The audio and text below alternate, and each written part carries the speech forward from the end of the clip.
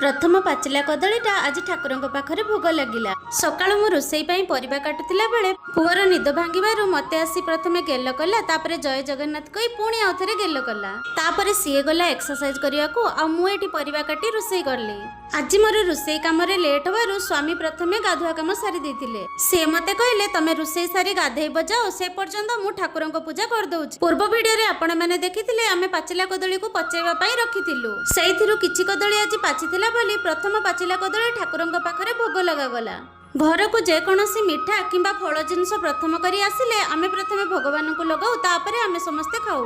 स्वामींकर पूजा सरू सरू मोर भी गाधुआ काम सरी जाइतिला। मु जाई ठाकुरंक पाखरे मुंडिया मारली आ चंदन टीका लगेइली। तापरे पुओ मथारे आ स्वामींक मथारे मध्ये चंदन टीपा लगेइदेली।